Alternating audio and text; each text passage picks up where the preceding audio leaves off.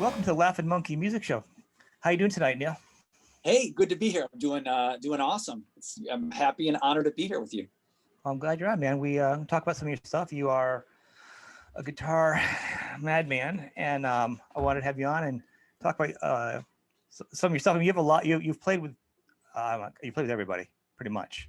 It feels like a who's with everyone, but I've always done my own music. Like a lot of times, people they think, are you a sideman? No, no. We've done a lot of shows with people, but it's always been my own music I've done. So well, right, and maybe I could just roll back a little clarity on that one. When I'm saying you've played with everyone, your peers, like everyone is your peers. Probably, I don't know. Probably haven't played with Clapton yet, but you've pretty much played with like axe-fxiii,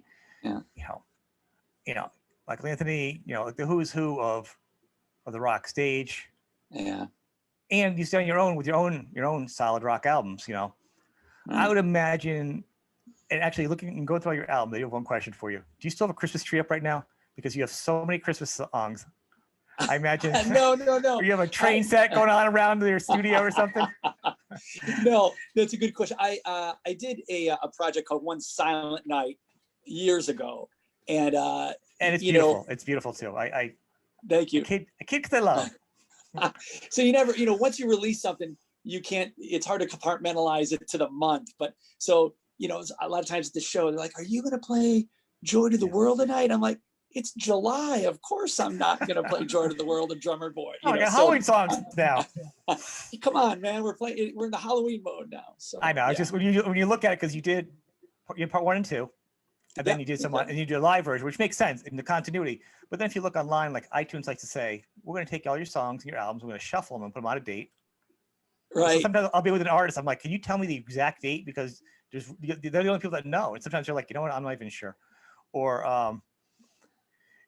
So you have a ton of your own albums out. What do you think your big breakout song though would be? That I would say, the song that is the hit for me it's called I'm All Right. Yeah. And little background on this though. I tour constantly, or I did until of course this year. Right. And it's always overseas in Asia and China, Korea, all throughout Europe and stuff. So the one big song that always brings the house down that has now it has a life of its own is I'm All Right. And that's the one. So that's the one I save till the end of the set. I start the first 3 notes and the place falls apart, So. Yeah, it's great. I mean, because you have some really great original songs like that. And then you also some really, besides the Christmas songs, as I tease you, it's actually a really good album. So I actually recommend getting them. Oh, thank you. Yeah. Maybe you don't want to listen to them by the pool because it's kind of a weird time of year to listen to Christmas songs. But but you can avoid the old hack Christmas albums and put that on instead. It's it's good meet in the middle, and it rocks. So, but then you get your own stuff. Then you have some cover songs. You do some fun covers they could throw in some of your albums too, like "Take on Me" and you do some of the classics, "Amazing Grace," right? Yeah. So you have some of those mixed into it. Those are beautiful, but you transpose them. I think it's the right word, in your own way too. It's not the exact. It has a different feeling to them a little bit. But with your originals, and it's right, I think it is your bigger one, but I like to ask and see. There's something about that song I think that really just strikes a nerve with a lot of people. I think it feels like it's happy. It feels like it's in the vein of a lot of the peers we were talking about, where it's kind of feels good. It's a feel good song. It feels like it's got that rockety that we grew up on tone. It's got a real great guitar tone too. It's like it's great. Well, for me, kind of a historical aspect of it. When I say I do instrumental music, everyone always now has a predetermined thought of what that means. So for me, though, it's not about being Yngwie Malmsteen and playing a million miles an hour. It used to be, but over the years, it's turned into something different now. Like I want to write songs in major keys. Like I'm a happy guy, right? I want something anthemic and uplifting. So a lot of the songs are in major keys, or they have real happy, uplifting melodies. And that's sort of my my niche, if you could say. It's stuff that I would love to listen to, or even, as when I'm recording, like I'm working on a new record now, the big question always is in my mind, as I record, everything goes through a filter, and it's like WWNSD, what would Neil Sean do? So I like that anthemic, happy, major, and that's the first thing a lot of guys say to me, even guitar players, like, man, you play a lot of major tunes. And I'm like, yeah, man, I'm happy. I want to feel uplifted, right? So, yeah. Well, yeah, the thing I think of when guitar players are just instrumentalists is you guys are just too lazy to write the lyrics. No. Yeah. And then we have to deal with the singers. Oh, that's exactly where I was going with the next joke, actually. LSD, lead singer disease. Lead singer, what was the joke about how do you make a lead singer mad? You don't tip them when you get the pizza. I think that's how the joke goes. Right. It's not my joke, man. But on a serious note, a lot of your songs actually could very easily translate into band songs, and you've played with other band guys and other songs. Is it writing songs and playing, like when you're just instrumental, to playing with other musicians? What's the difference in it? Is there a big difference for you? Well, you bring up a really good point that not a lot of people notice, which is a lot of the music, a lot of my songs could be translated into, say, vocal tunes. Totally. You have lead lines that are your lead lines are truly vocal melodies.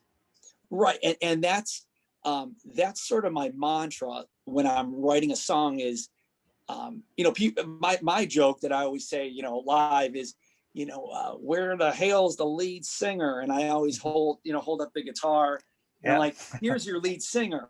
So I always view the guitar not as, in my music, not as a big shreddy solo instrument. Look at me sweeping this. And, yes, can I do that? Absolutely.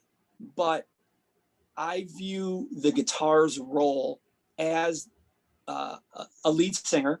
And when I write songs, I fit the guitar into that role. So even like with the guys in the band, when we're working through a new tune, I'll say, hey, yeah, all right, let's take it from the verse into the solo. And they'll be like, they know better now, but the whole song's a solo. I'm like, no, man, check it out. Here's the verse and here's the chorus, and the chorus lifts up and you're happy and all that. And then here's the solo section. So I really view it, and I'm so glad you noticed that I really view it in terms of a real song. It's not about the guitar playing. I want to get a little good guitar playing in there, but let's play some music, let's stop worrying about the notes of it. So, well, I do visualize music in my head. So when it's a certain song, that's how I visualize it, the path of it. Do you think you could have you written songs like with other singers though? Like as a comparison, I'm curious, like being where you're from, if your mindset, like writing your melodies and then trying to write it with a singer in mind. Sure. Challenge. Actually, it's really easy because even when I'm coming up with an idea, I'm humming. I'm like, da, da, da, da, da. Okay, and then I find out what that is. So when I do collaborate with a singer, my girlfriend's a singer, so we write songs. We're working on a record for her. It's really easy because that's what I do. It's just the end result. You replace the guitar with a real singer. So, and I've had a lot of people approach me about, hey, maybe I love to do your song this time, but I have some words for it. So that really makes me happy because it's understood. Like people get that fact. It's like, this is not just like 3 chords with a double bass groove behind it. Now I can show you how fast I can play, or like, check this out or whatever. So, but I will say this, I sit in a very strange dichotomy of guitar. Like I'm too heavy for maybe the light new agers or something like that, right? My tone and approach is too heavy, but yet now the other side of that is I'm too light and happy for the genters or the heavier guys. So I live a really gray existence in the guitar world, like too heavy for some and too light for some others. Have you heard that? Like, I have actually. Yeah. From an outsider, like I feel you sit in the same tone as Luciano, as your Satriani's, as you got everyone's all in the same wheelhouse. Everyone has their own tone sound, but Right. it's not. Everyone sounds different, but you know what I'm saying. No one is like, Meshuggah into this, it's just not. No one's like that. You guys all. I don't know. I don't think it's that big a difference. I think if you like one, pretty much, it's not over the top. Just And I think it's important though, just as a recording artist, that you sound like you. And I know that sounds kind of an obvious statement, but like when you hear, like I know we were talking earlier about Dweezil, like you hear Dweezil play, that sounds like Dweezil. Like I can tell Dweezil, or you hear anyone when they have a certain tone, or they put their guitar playing in a package where it sounds like them. That's the greatest thing you could ever do, is have your own sound. And I would say to that, and I would add the one difference be, and this is for songwriting, when Desmond, you saw the interview, so we're talking about it, so this is an example. When he writes a song, and I ask, like, what frame of mind are you in? He becomes of the mind of the artist he's working with. Right. In their songwriting. So he's not coming up with something way off in left field. He's bringing what he has to the table in that mindset. So he actually is writing to a certain style.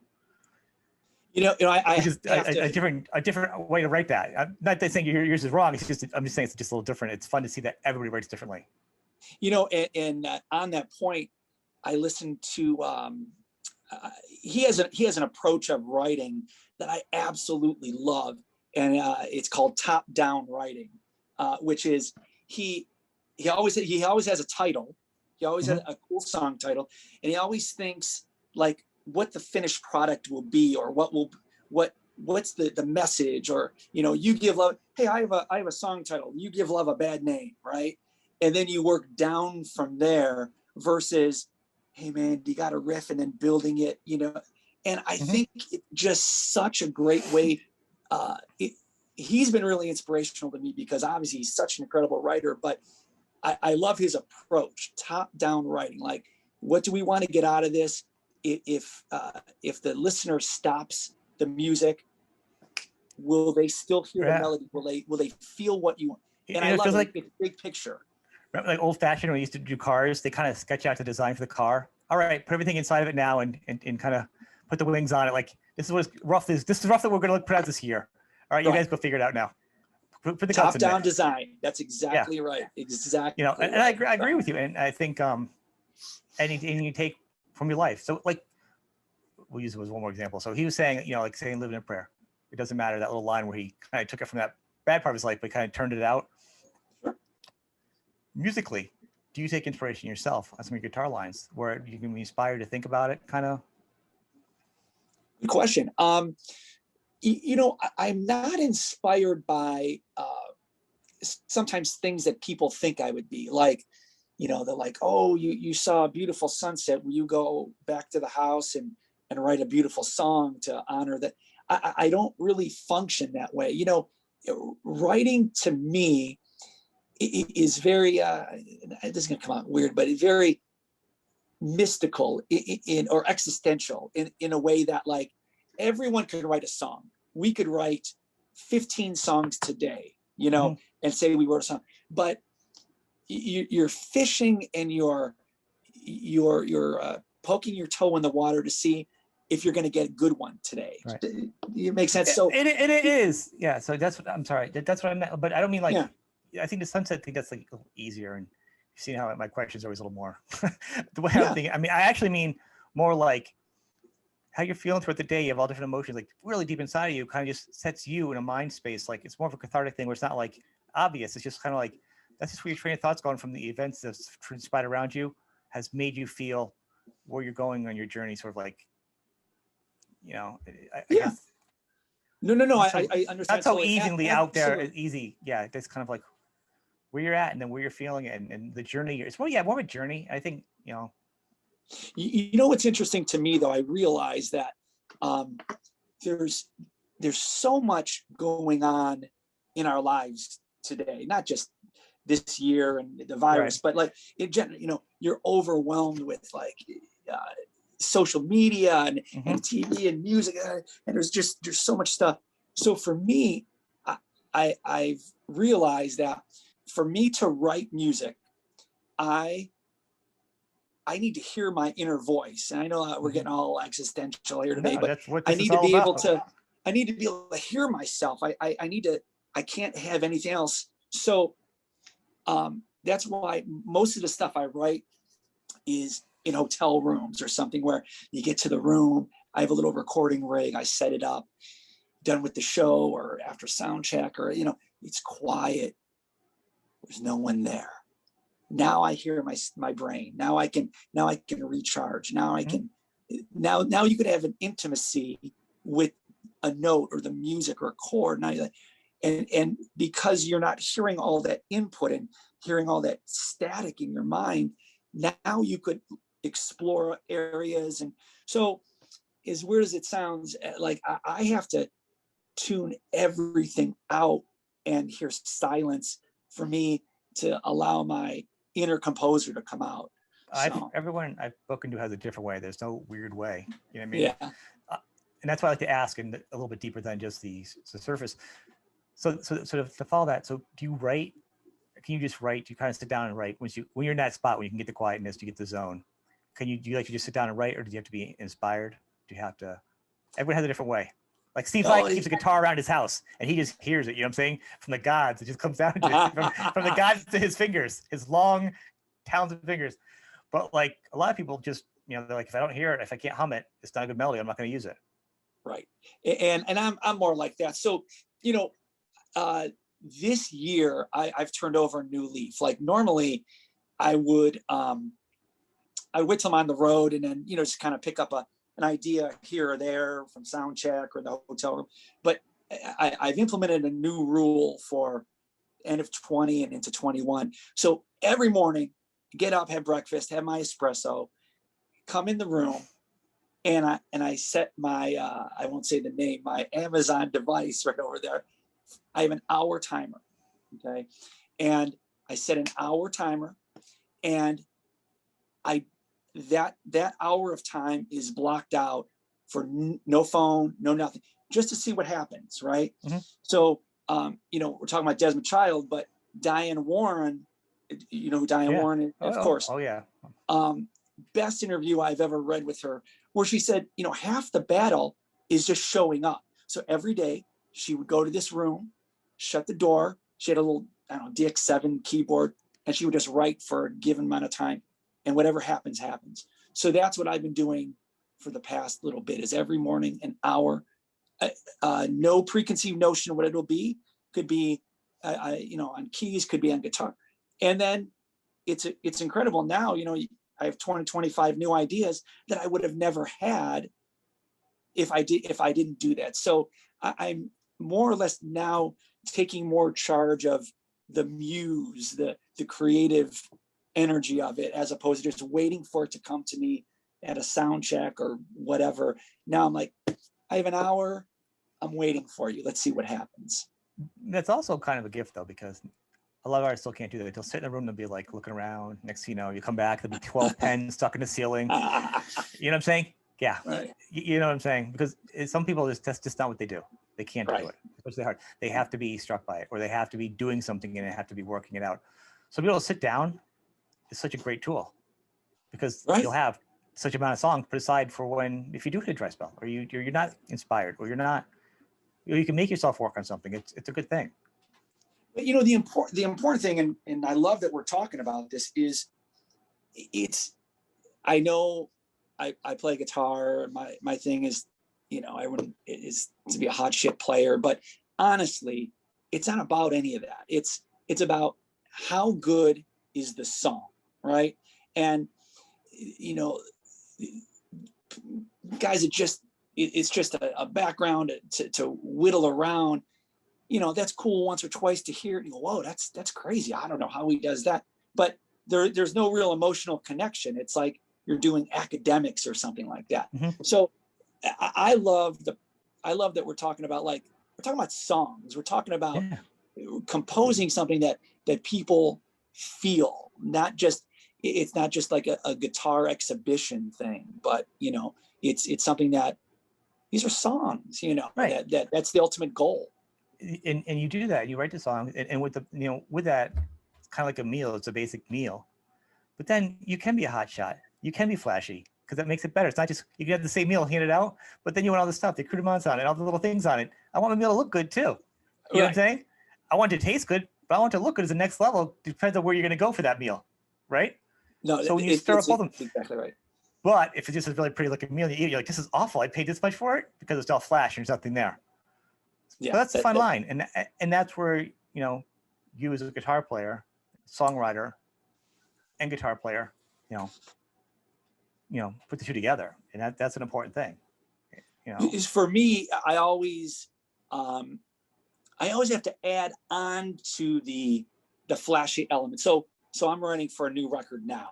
I'm probably 6-7 songs in now, and I lay it out where here's the it's like a lead singer, like we were talking earlier. Here's the melody, here's the chorus melody, here's our bridge part.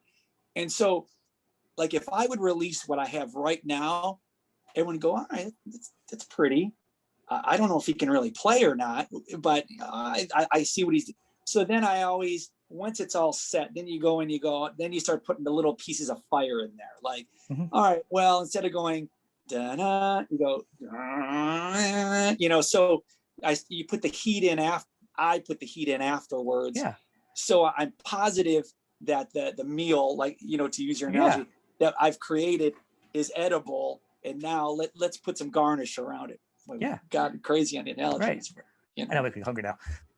So, well, to the point, and you don't want to over-sacrifice. And I think it's very tasteful the way you play, because you don't want to go through all your albums, especially when I always like to do deep dive, to go through like all the artist stuff. I like to do a comparative, soup to nuts thing. And one of the things is the real strength here is the fact that it's very tasteful. It's not overdone, because you don't have to. Everyone knows you're a guitar player. Everyone knows you can play well, And I think if anybody gets a huge ego, all they have to do is go on YouTube and look at a 12-year-old play guitar, and then everybody's just going to want to throw the guitar out into the road because they're freaking madmen. Like, what the hell are they taking to be that good? Well, that's a great point, which is, at some point, it's not even about what. There's someone that could always play better. There's someone that can just numb your mind to.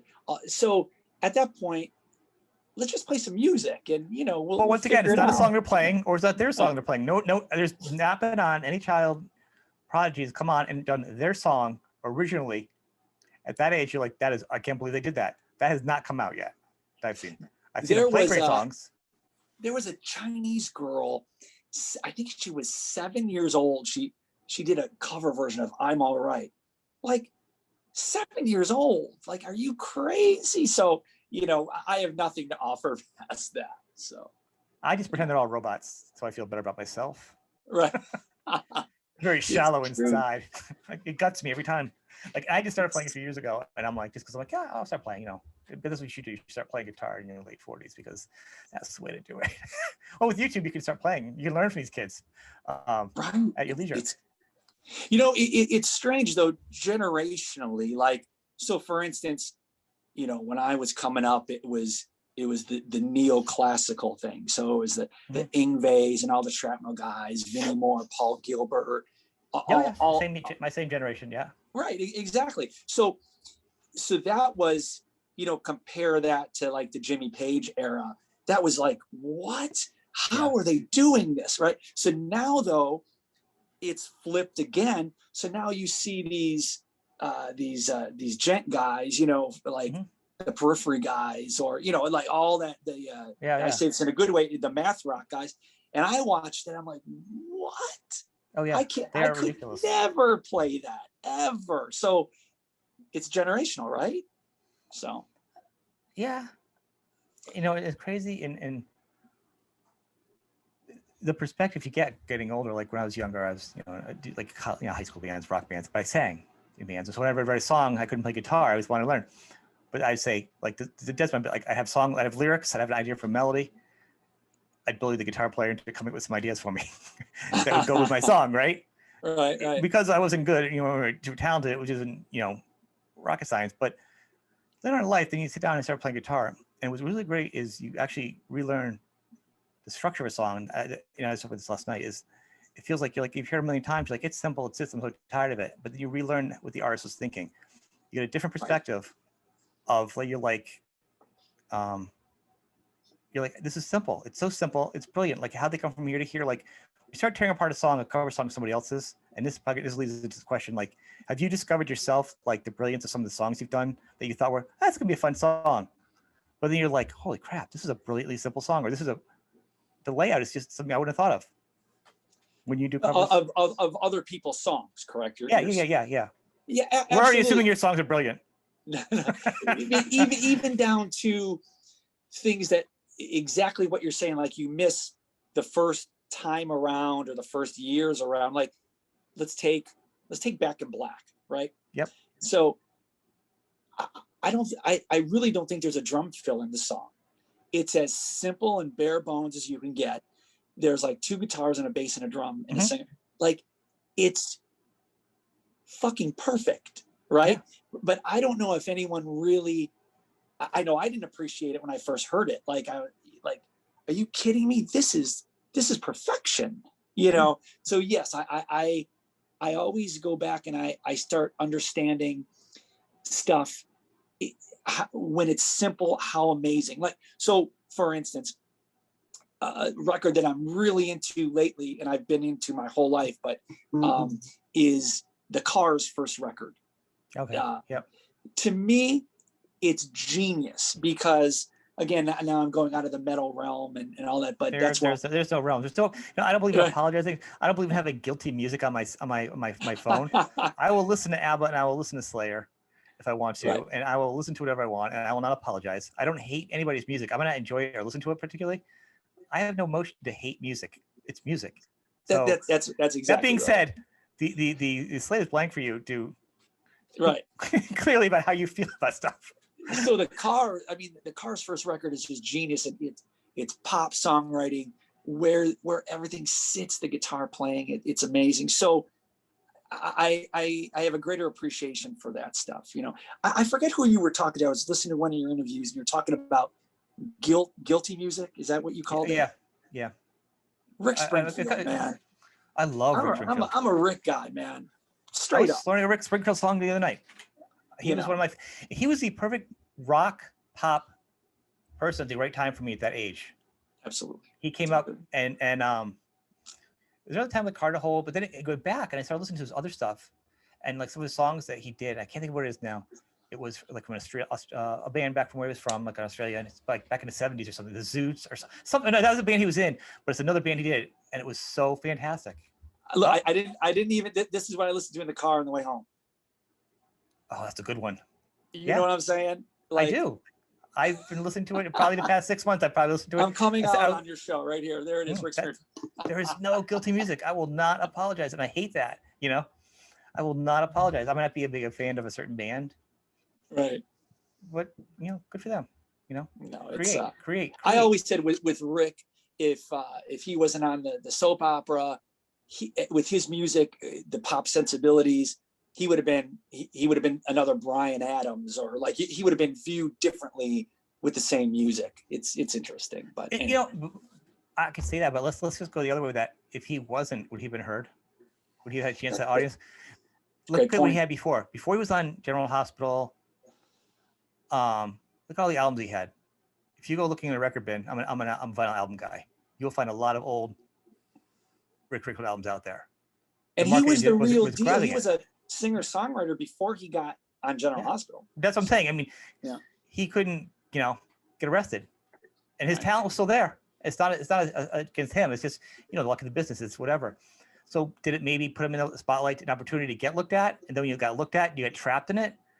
That's a hard, you know what I mean? Like, you really, Hard to Hold kind of put him in a good spot at first, but then everyone was a teeny bopper thing. If you were popular, you were in that Tiger Beat realm. Otherwise, you weren't really out there that big.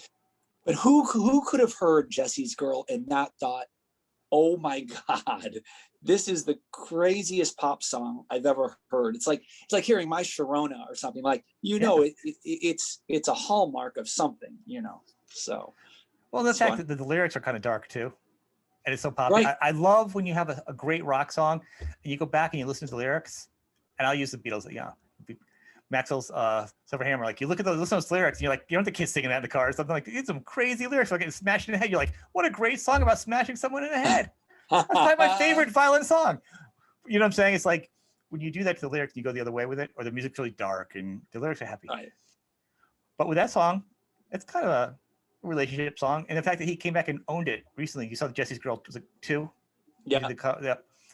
I love when an artist can come back and take it and do it. And then, or him and Sammy Hagar will bust on each other about the fact of the song. That's great. I mean, I love to see that. And actually, that was the song I was trying to learn the other day.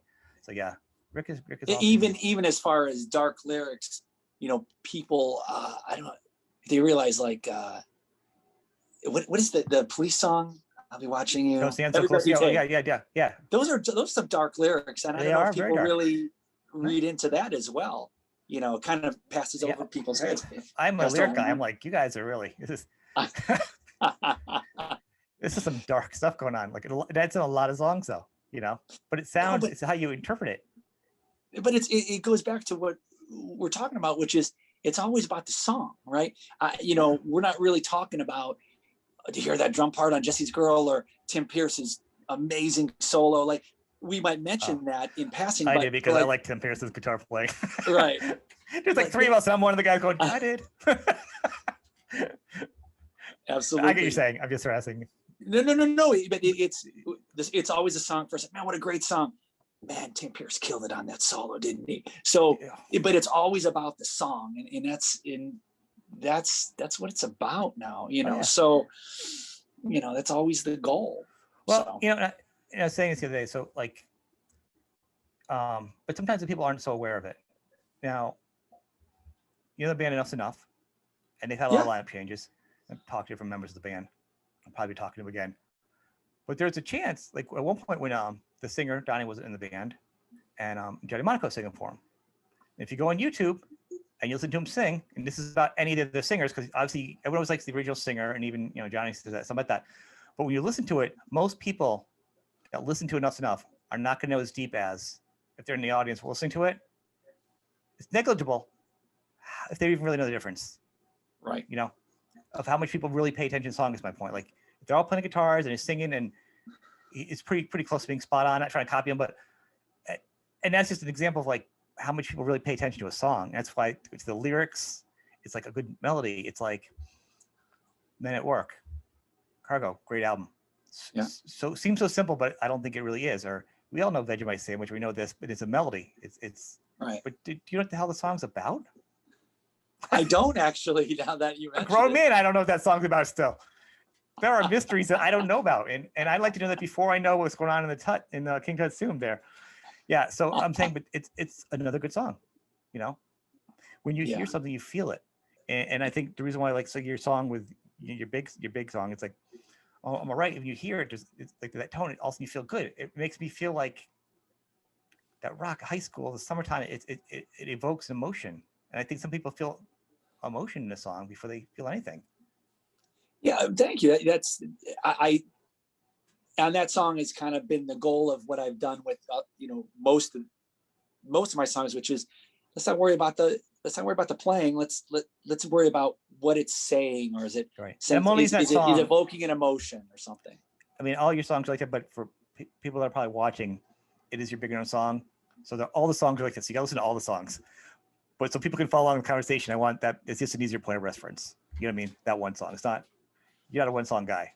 I remember I released that record. It was off of Sing, the original thing, and I had never been to Korea to play, and they booked the band for some festival, and I didn't know what it was for. And we get out there, fly out, and we as it turned out, we're one of the headliners at this Busan International Rock Festival. Mm-hmm.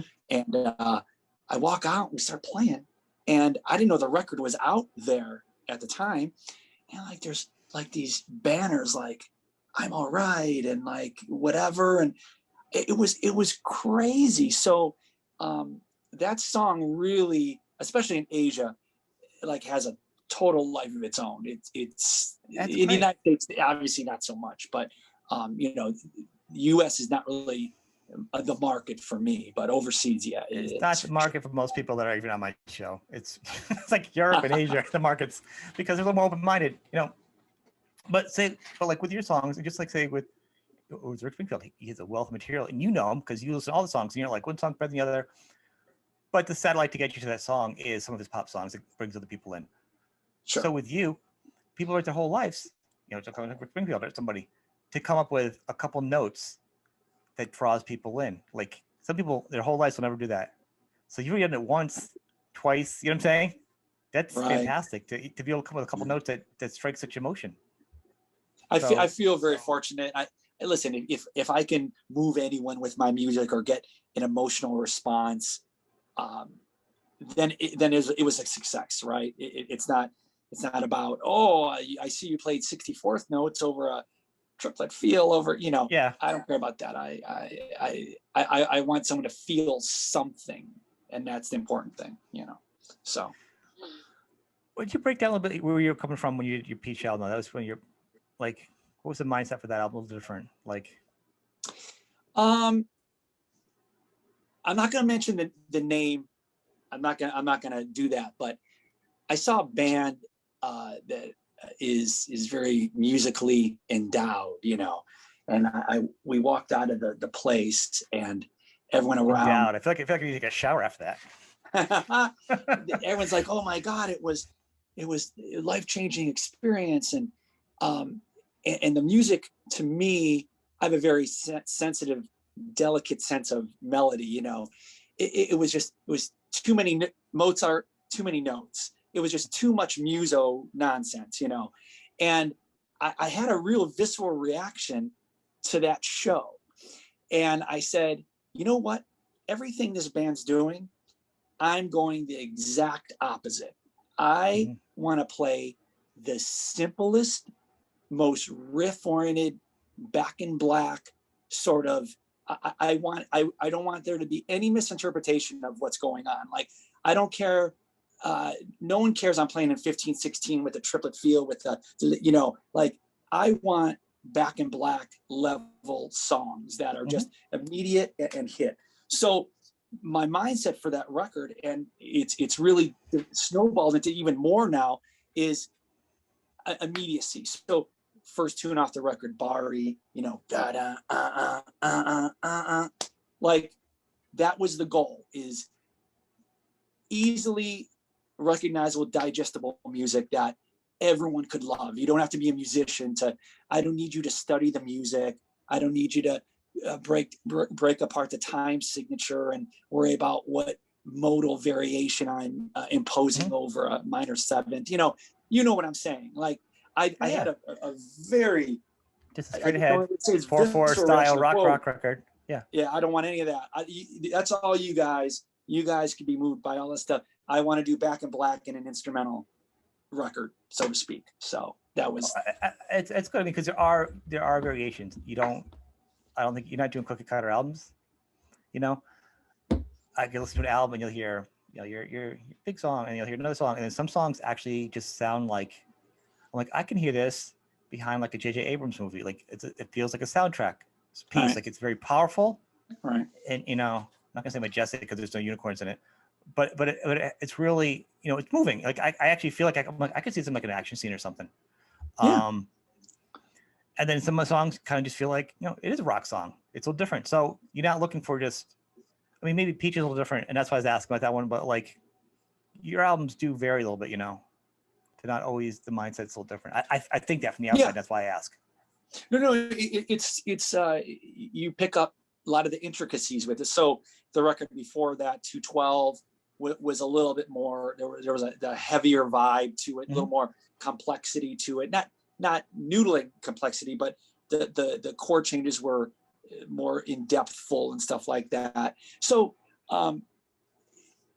very astute, very good call. Good awareness. Thank you. Well, thank you. So then, actually, it's another leading question. So you have all these different songs, different albums, and it did different styles because different. Who does the same thing all the time? Who could eat the same meal? Well, I could eat cheeseburger every night, but everybody else besides me could eat the same meal every day. So like I'm looking over your those albums. So when you do your live albums, then you're introducing songs from these different albums to these different styles. Now some bands have a certain thing that they do. They just do it. We don't want our AC/DC. But we all say I think a person I've talked to wants our AC/DC to be different. We want that concert. We want it to be a certain thing. We love it. We want more of it. Some artists don't do that. You're not doing that because that's not who you are. So when you have to put all the songs together, a set list, is it kind of a challenge? Are you deciding by you want a mood, you want a flow of the thing besides doing the hit song? Are you also, if it's in your mind, are you thinking about pedals, tones, changing guitars? Because then you got to worry about all that garbage too. There's a quick changeover. You know what I'm saying? But you also want to keep the flow of like an album, song A to B, but you also got to be able to play without being like, hold on a second, Brody, click, step on pedals. Like, but you bring up a point with like a lot of points, a few different areas. So let me cover a few of those because that was good stuff. What I always fight putting together the live list is I have a lot of pretty songs in my catalog. So I always put the initial list together and it's like, oh shit, it's all ballads. It's all like mid to slow. Okay, well, we can't do that. And we can't people will be going to the bar and, going to sleep. So I always have to, there's a few staples that always end up in the set where I know I have to bring the energy up and down. So like, we've been opening lately with Bari from Peach. We're going to Go, Wild Horses. Then I can slow it down a little bit, maybe in My Dreams. And that's why I do some of the covers I do. Like, Take On Me was a joke, a joke in that, hey man, how much can I mess this up and still be pretty cool? Pretty thrashy, right? Actually. It's very thrashy. Right. Like I really feel like it's going thrash almost. I've heard so many versions of it. I saw that. I'm like, okay, where's he going to go with this? And it is not where I thought you were going to go with it. And it's not a bad thing. I like being surprised. I can interject that to bring up the energy. So as far as a set list, there's a few tunes I always have to play, but I definitely fight being too slow and too pretty and too mid tempo. I have to always put stuff in. So as far as gear and guitars, I use a Fractal axe-fxiii. So like, I don't have to worry about amps and presets and it's all programmed in and everything. And, but you bring up a good point about, I keep pointing at my guitar here. Which I want to talk about your guitars. You got some endorsements. You got some badass guitars. Yeah. So I always, when I go on the road, like to China or whatever. Yeah, this is a Kiesel. This is my signature Kiesel. Oh wow, that is beautiful. Jeff by playing right, visually it looks beautiful just to look at it. Like it's a. Oh, I wanted something real simple. But normally when I go on the road, I if it's some overseas fly dates, which they all are, I don't have a crew or a tech, and I can't carry 18. So like, I have to be sure that like one guitar covers it, right? So to your point, to your question is, I don't do weird tunings, maybe drop D now and then, but like, I don't do weird tunings, 7-string. Like I am bread and butter, like 6-string A440 done, so, You've got to make more than one guitar because if it breaks a string, the anxiety I would have if I had one guitar. It's like being in a car with gas on E, but being like, my wife does all the time. She's like, I can go. She's like, we come home the other night. She was, I don't need the whole way home. If I'd known that, I would have had an anxiety attack. No, not to sound strange, but like, I have to have a trust in the guitar. So like when I'll get a new Kiesel, I play it.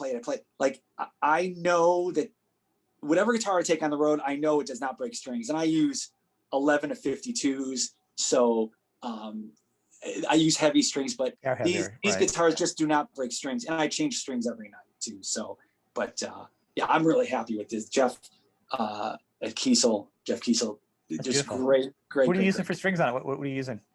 SITs, and they're homegrown here in Akron, Ohio. Amazing strings.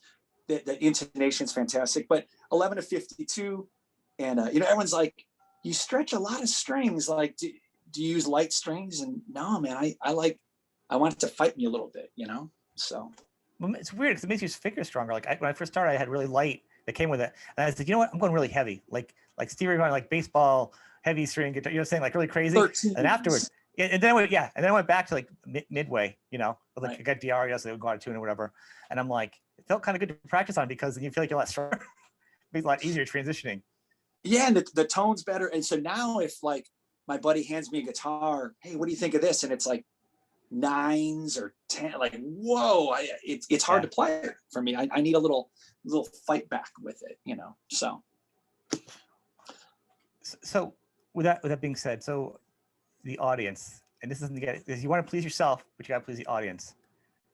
No secret here. Guitar shows, and this happens at the Weasel show too. Right. It's about probably 990 guys and like 10 women. Always. So clearly, one help. And standing like this. Yes. You know, I can't tell you that I'm so glad you're going. My husband sounds to go to that show with you. Like when I'll hear, I'm like, I love it. So obviously you got to be able to mix up. You don't want to do valves to a room full of guys that want to hear your like shredding or rocking. So I mean, right. At some level, it can be, you know, the predicament, you know, a good problem because there are people that watch you, they like you, but then you want to please everybody, but please yourself too. It can be a little challenge, I would think. Maybe not. I mean, you're like, I don't really care. I just play guitar, they show up, but they don't. Well, you know, you're bringing up a lot of good, insightful, Sean, insightful, very good. I fell asleep on a dictionary last night. So.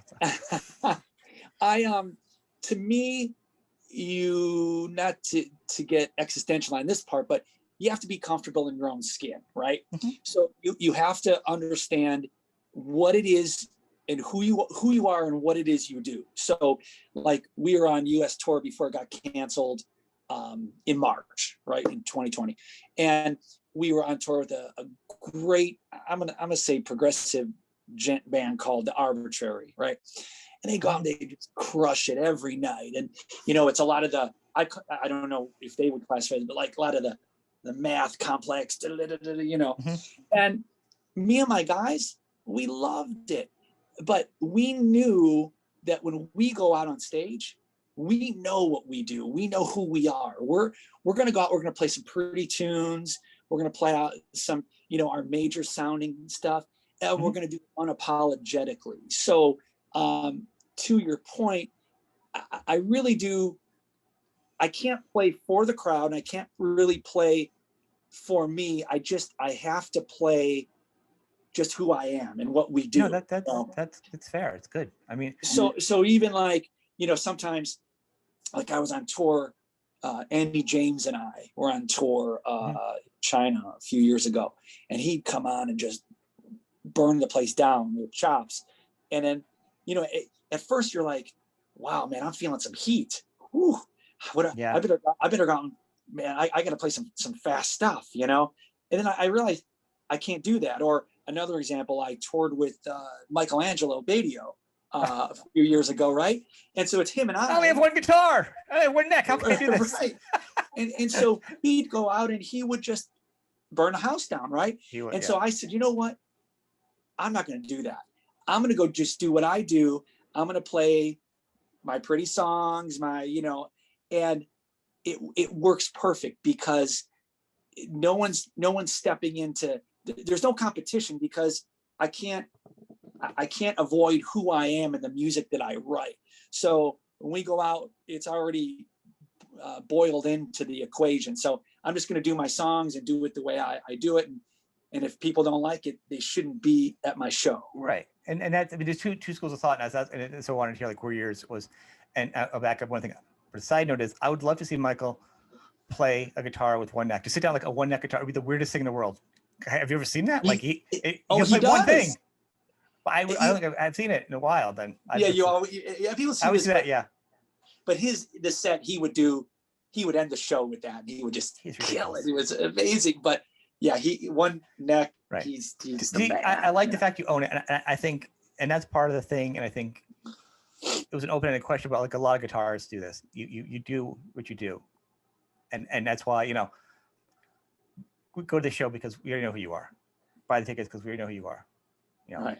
who you are, who the Zappas are, etc. We no, there's no surprises. We know who our guitar player is going up there. We know our guitar hero. But I mean, the question was kind of like sometimes is it challenging because like the promoters are different people. Like, hey, you know what? Got to bring some more people in here. It wouldn't hurt to have a female fan base. Kind of, that's like Well, half, half your audience. Actually, 90% of the audience could bring another 50% more in if you just did this. I have to tell you, I laugh because everyone, and I know they mean well. So if someone's watching this that they've said this to me, I know you mean well. But like, it's like people think I haven't thought of this before. Like they'll say, "Hey man, I got an idea for you." Oh yeah, what's that? Have you ever thought about getting a singer, adding a singer? And I always sarcastic. Oh my God, I've never thought of that. Did you think of that yourself? Because this is a brand new concept for me. I don't need what. This changes everything now. So you're not even that. I would never even think of that. Like my question before, like if you going from one to the other because you already have lead lines in your songs, you're already, you know what I mean? And there have been some other guitar players that brought a couple singers into their albums. This is more of a comparison. But yeah, you're not. You couldn't. Don't. That ruins you. I couldn't even imagine it. I could see having like a band, like a jam band, like with like Vic Johnson with In the Circle with Sammy Hagar, like a side thing, like another thing, but not your thing. You have to have, like, that's exactly. Other listen, friends that are. I wish there. I was Richie Kotzen, who could play and have that voice. I mean, he has the best of both. His voice is just Oh my God. He was in another band too, and I just came across it at the Hawks or something. It was like a bluesy. You know what I'm talking about? That album ripped. I feel like it was a gem that I discovered. Like it's like I don't think everyone's even heard it. Yeah, the problem with him is he has so many songs. I don't think there's ever gonna be enough all of them released. There's not enough time in the world to hear all of his good songs.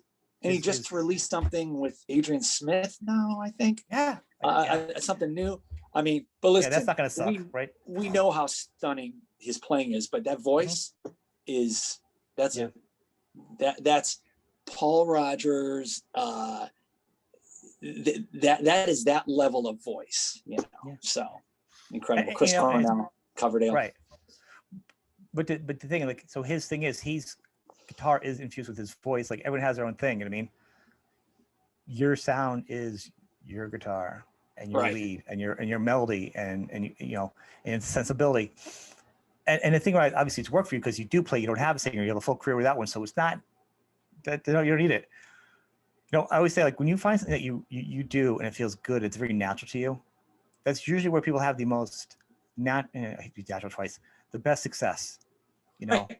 There's certain people, I can mention names, that are celebrities that were like, they may have been a comedian, but they weren't the best comedian, but also they became, say, a talk show host. Like they became a certain way where their audience kind of, they just did it really good. Like what they did was presenting or talking or whatever it is you do. What you do as you do it now and you've been doing is what you do well. It's the only thing I know, right? Right. We just have to be true to ourselves. But it's comfortable for you, right? And you're not trying to be. But every artist is going to be challenged with, well, what about you do this song here? And that's why I was asking, like, what did you do to handle it? Because a younger Neil may have been pressured into it.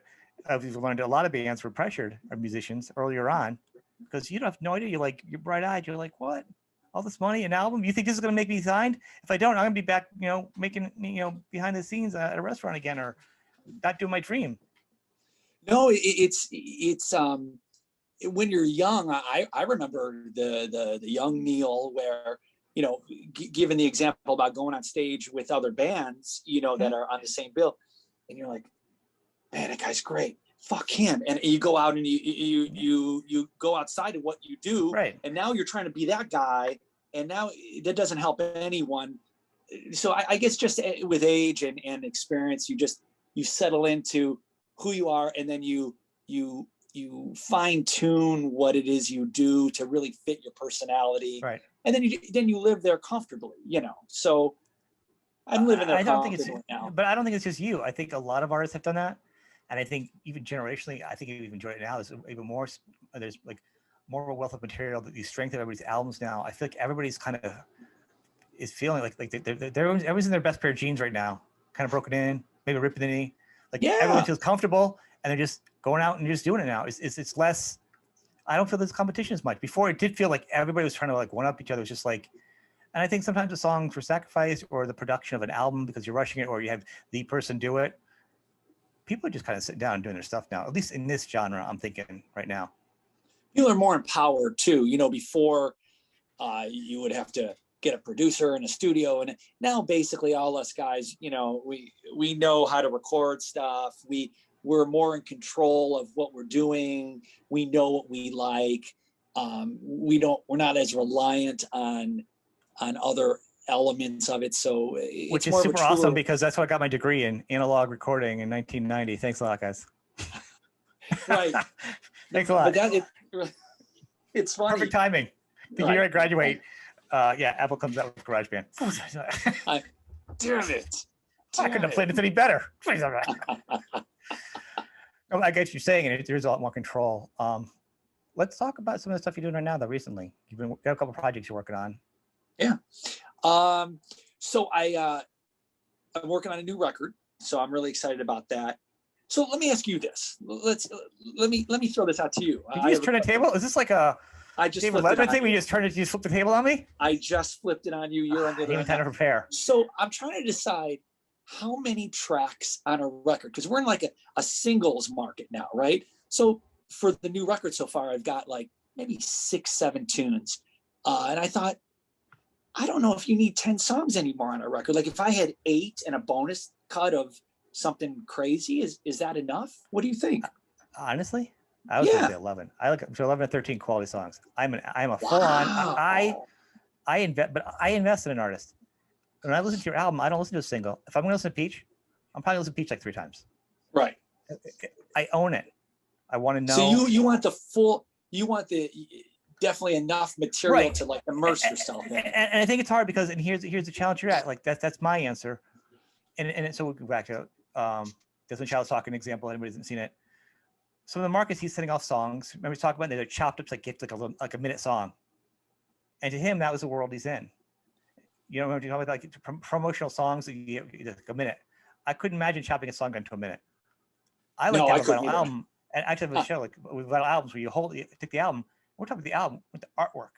You know, the album Cooper. We're opening up like a desk. We're looking at the lyrics. There's pictures of the band on the road. You're like, oh my god, this is, you know, I mean, that Almost Famous was like based on the coolness of that. You know, it is, you know, it is a media version of a vinyl record. You know, absolutely. And to me, that's an experience that's lost. And today, I'm going to hold my bad vision is gone because the CDs are so small and the print of lyrics probably made me blind. No, yeah. What does this mean? I don't even know what that means. But that's why full albums are good. Some bands that 8 songs are good. Yeah, you know, some bands can't write songs. See, I'm almost though of a little bit of the opposite, where I want. It's like maybe my horrible analogy is like you're eating a cake, right? So I love chocolate cake. So you're eating the cake. You're like, I love it. I love it. I love it. Now we're going into from a piece this big to a piece this big. So I would have enjoyed the cake if I stopped at this size, right? So if you have 8 great songs versus let's say 12, yeah. All right, like, I get that actually. Maybe you could pare that down because then it's like, damn, all songs are bam, bam, bam, bam, done. I don't know. There's no right answer. Well, actually, for Mark, I think you're actually probably more correct. I know that Rob Zombie's done that now. A nice size 30, or roughly around that. All right. You're in and out. Your mom is around. It's kind of you're in and you're out. And you feel like you want more, maybe. And I'm somebody who's always been excessive. Anyhow, I've realized I do large shakes. Seem like I do. So as an adult, maybe I'm like maybe 8 songs is good for you because I like a large, and I want a lot going on. And I want to be sick when I go away. I would be like, oh my god. I had too much, you know. So it's interesting, but it's where I'm at now. Like, okay, where is my for this new stuff? Where's my line? Like, am I 1 tune away, or do I, you know, you just don't know, because without a label breathing down my back, without, you know, an A&R guy saying you need this, like, if I have 8 good songs, I think I may let it go. So we'll see. It feels like a long play. You know, I don't think it's the wrong decision at all. I think nowadays some people are just doing like 1 song every month and then they throw it together at the end of the year, or they're doing. But let me ask this: do you feel that I know it's a singles market now. I know people just release a single here and there. I've never bought a single. For the record, I've never bought a digital single. See, that's what I'm saying. That's sort of what I feel too. Like if you have a new CD album, whatever you call it, now I'm paying attention. But a single is just throwaway stuff. Mm-hmm. But I could be wrong. I don't know. We're just talking. It depends on your market. But it depends. But it also depends on your market. Look at your audience. Yeah. They're not. I don't think your audience is it's more of the age group they're consuming. They're more invested into it. They're not going to be flipping the channels. They're not going to be. They want what they want, and they know. You know what I'm saying? Yeah. It's not. I mean, if you compete with the 8 songs, you're going to be competing with. You're always going to be competing. You know what I mean, with the generation of the phones, or this is that. I mean, I use them. We all use. Media can be too much, except for when you're watching a show. but on a serious note, I mean, so it's really like, where's your market? But then, if you market your music to that age group, is that age group listening to your music enough to make a difference? It's a great question. Or is the older group? But I mean, I'm not a marketing person, but I'm in the age group that listens to it. In my mind, and my friends, our peer group, we buy full albums. Yeah. So it's interesting. The other night, I found out on Spotify that the Black Crowes have a new song out. Right, I love the Black Crowes. I do too. I didn't. Now there's one of the best singers ever to walk the face of the earth in rock music, right there. So I listened to it. I'm like, oh my god, yeah, I love it. It's his voice sounds better than it did back in '92. I love it. Okay, one song. What do I do with this? Like, I listened to it a few times. Yep. Okay. Like, now I want. Do you have a new record? Can I listen to the whole album of it? What's new grouping? So, as a Black Crowes, what do I do with that? Like, I love it. Okay. I want more. Can I have more? Yeah. Like what you're saying. But if it's a lead-in, like I like when an album, when you do a lead-in, you got more stuff coming in, you have 3 singles. But like, I'm also a guy like on my phone, I hate when there's like a bunch of scattered singles in there. I want albums. I hate the whole craziness. I like it. I've organized. I know what I'm listening to. I'm committing to it. I'm doing something. I want to listen to the album. I'm going to go on with what's going on. I don't need to immerse yourself. I want to make a list. Right. I'm also not a fan of Spotify because I don't have to do the artists. So I'll generally lean towards like iTunes or like YouTube Music just because I feel bad. But I mean, Spotify is unnecessary. We all have to do it. I'm probably going to do it someday for podcasting. but you could do both. You could do you could do an EP, release an EP, and then do a longer version of it. Or the same thing, like do extra songs on it, almost like it's a bonus, like a 2 version of it. Like, you could do like more of your commercial songs on an EP, and then do a different version with your other stuff mixed in together. I mean, it's a digital world. You don't owe anything to anybody. You can do whatever you want, really. That is the beautiful thing, which is, hey man, there's no rules anymore. No one's telling me I can do whatever the hell I want. Right. If you think you have a full album, if you want to do a full album, but then say, you know what, I know in my heart, you have people listen to it. These 4 or 5 songs are probably your most commercial songs. Like, you do want to make some money in your life. That's why you do it. We all go to work. So if you're going to do an EP and you're going to try to do something short for that audience, that is a consumer audience that wants something short and tangible. It's going to be that market. There's a certain timing, a certain beat. They got all written down to algorithms and timing and notes at this point. But then you could kind of say, but I also have these other songs too for my other audience. This is, I don't know why artists aren't doing that. It's the way to think about it. No, even like I was talking about. It costs you nothing different. You know what I mean? It's not like you're doing different. One fan's going to get one, and one's going to get the other. Yeah, and you still get paid. No, it's interesting. I wouldn't do vinyl on the short version. Your vinyl crowd is going to be the long play. Yeah, the vinyl is a thing now, isn't it? Should I consider that? Yeah. Okay. Yeah. So, at this point in the COVID world, where are you? So you're working on that one album now. I know you're working on a side album. I think with your girlfriend, you're helping to work on that. And I'm working on I just finished recording 25 pieces for it's a revisioned Nutcracker ballet. It's called Revenge of the Rat King. And we were supposed to debut it last year with a ballet company, but it's a rocked up ballet. It's great. So we're hoping this year. So, listen, as far as we all know how COVID has affected everyone, and all that. And, we're the lucky ones that, we're still alive, and it's all good. So I view this as a little bit of and I mean this in a respectful way, like a gift. Like, we're given some time to actually finish a lot of these projects that we might not normally have had time to do. I'd be on the road and I'd be bitching about I don't have time to finish this, and I can't, here it is. Here's your gift. You have the time now. Yeah. Now we have to do it. And I think the reason why, and everyone says gift and feels like it's bad. I almost think here's my thought on it. It's a gift, but I think the way of presenting it's like you have an opportunity to look at something half empty, half full. You get to look at the other side of being sequestered and not being able to do anything else. Like, you know what I mean? So half empty, half full, you see different sides of it, just a different perspective of where you're at. So, I mean, don't feel so bad about it. Well, and it just depends on the day. So like today, that was the positive take, but you do get in those days where you're like, man, like I haven't played on stage in a year. It's difficult to make money because, I am the gig economy of that's where my living comes from is on the road. So, listen, we do vacillate back and forth. I vacillate back and forth between being happy for the time that I could sit and record all day. And, I miss hotel rooms. I miss eating at Denny's at 3 a.m. I miss, flying to China and jet lag. And I think all of us, a blanket statement would be, we're going to appreciate what we do a lot more when we get to do it. For about 2 months. For 2 months. And then we're all going to be selfish again and be like, I forget all about it. Yeah, it won't happen again now. Spanish flu guys. That's how it's going to go. Do you have any CDs or like any music classes or any kind of, and on your website, you have a lot of stuff too.